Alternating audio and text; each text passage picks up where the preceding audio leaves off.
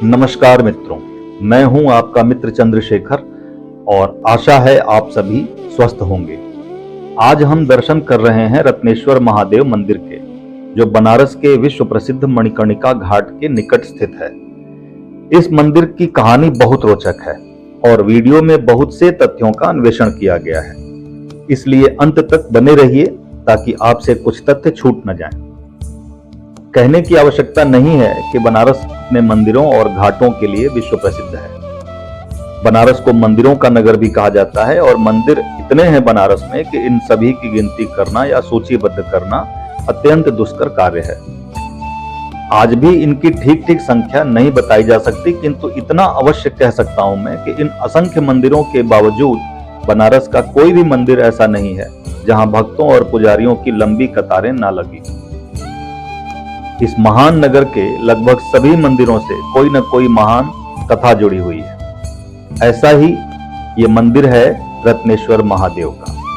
यह एक ऐसा मंदिर है जहां वर्ष के लगभग 6 महीने तक कोई भी सामान्य पूजा कार्य नहीं हो पाता, क्योंकि उन दिनों महादेव का निरंतर जलाभिषेक स्वयं मां गंगा करती हैं। घाटों के नगर बनारस में घाटों के आसपास ऐसे अनेक मंदिर हैं जिनमें कभी न कभी मां गंगा अवश्य बाबा का जलाभिषेक करने स्वयं पहुंचती है। अनेक मंदिर तो ऐसे भी हैं जिनके शिखर का भी जलाभिषेक होता है। जहां तक प्रश्न है रत्नेश्वर महादेव मंदिर का, तो यह मंदिर नदी के इतने निचले हिस्से में बना है कि लगभग आधा वर्ष तक जलमग्न रहता है। जब नदी का जल स्तर घटता है तब यह मंदिर नदी के सिल्ट से भरा हुआ मिलता है।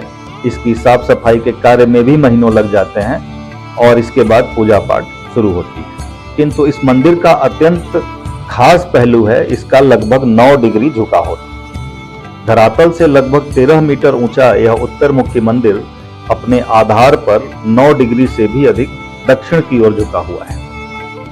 इस मंदिर को 2 अन्य नामों से भी जाना जाता है, मात्र ऋण मंदिर और काशी करवट मंदिर।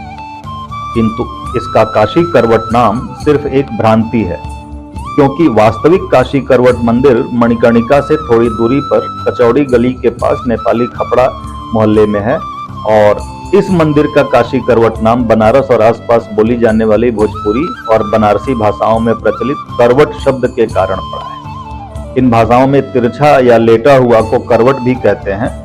तो चूंकि इस मंदिर का तिरछा होना ही इसकी पहचान बन गया है, अतः इसे आसपास के जिलों से आने वाले जो पर्यटक हैं उन लोगों ने धीरे धीरे इसे काशी करवट कहना प्रारंभ कर दिया, जो धीरे धीरे प्रचलन में आई। तो काशी करवट मंदिर के विषय में फिर कभी चर्चा करेंगे। आइए अभी जानते हैं रत्नेश्वर महादेव मंदिर के निर्माण का काल।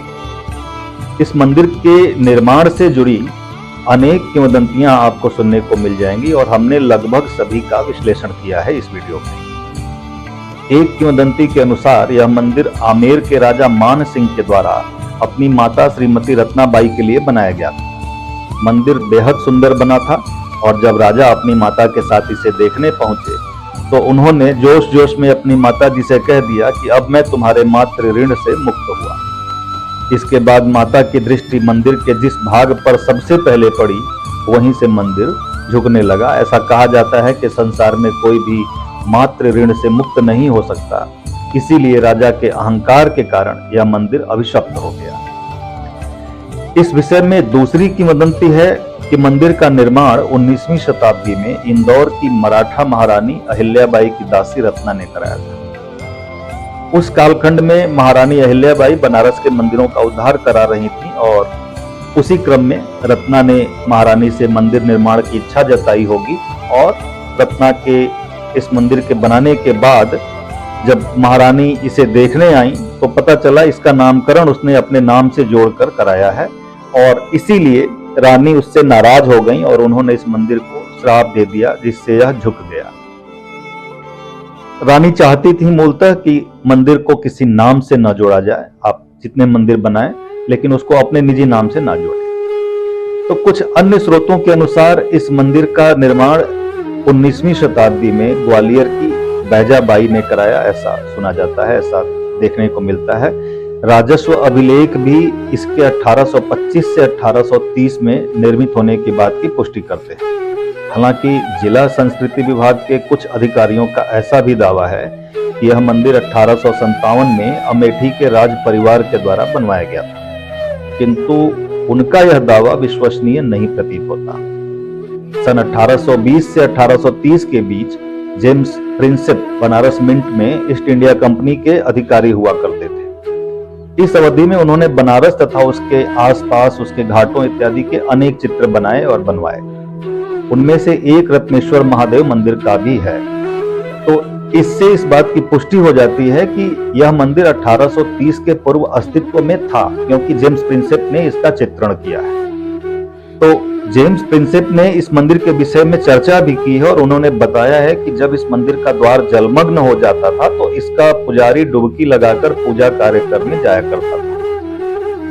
तो इस तथ्य से अमेठी के राज परिवार वाली जो धारणा है वो तो बिल्कुल गलत साबित हो जाती है।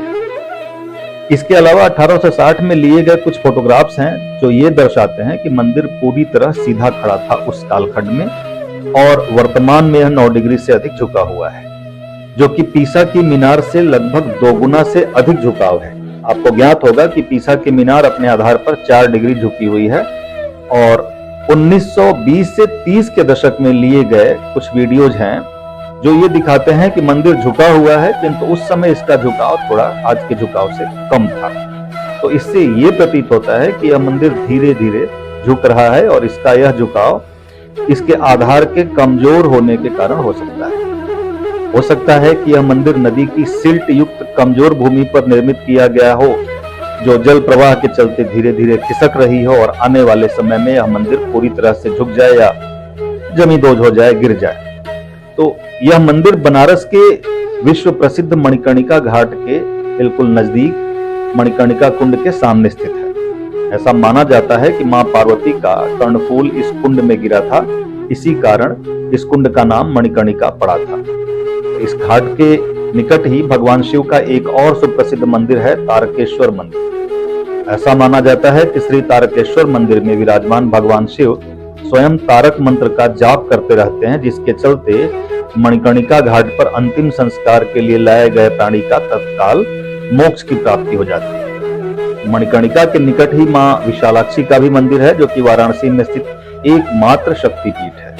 अतः कह सकते हैं कि रत्नेश्वर का यह मंदिर काशी के एक अत्यंत महत्वपूर्ण स्थान पर स्थित है। 2015 में आकाशीय बिजली गिरने के चलते मंदिर के शिखर का कुछ हिस्सा टूट गया था, कुछ नुकसान पहुंचा था इसे, जिसके बाद स्थानीय लोगों ने मलबे को कहीं सुरक्षित रख दिया तथा मीडिया के माध्यम से प्रशासन से इसके जीर्णोद्धार की अपील वगैरह भी की थी, किंतु अभी तक इस पर कोई मरम्मत कार्य प्रारंभ नहीं हो सका है। थोड़ा सा कठिन भी है इसका मरम्मत करना, क्योंकि प्राचीन नागर शैली में यह बना हुआ मंदिर है और लगभग 200 वर्षों से अधिक पुराना यह मंदिर बनारस की विरासत का ही एक हिस्सा है। बनारस की विरासत को संवारना और संभालना हम सभी का कर्तव्य है। तो आप जब भी कभी बनारस आए तो थोड़ा समय निकालकर धरती के सबसे बड़े महाश्मशान के निकट स्थित इस मंदिर का दर्शन अवश्य करें। आशा करता हूँ यहाँ दी गई जानकारियां आपको अच्छी लगी होंगी। अगर आपने अब तक चैनल को सब्सक्राइब नहीं किया है तो जल्दी से सब्सक्राइब कर लें, लाइक करें, कमेंट करें और खूब जमकर शेयर करें, ताकि जानकारी और लोगों तक भी पहुंचाई जा सके। ईश्वर ने चाहा तो जल्द मुलाकात होगी ऐसे ही अन्य वीडियो में। तब तक के लिए हर हर महादेव। भगवान शिव आप सभी का कल्याण करें।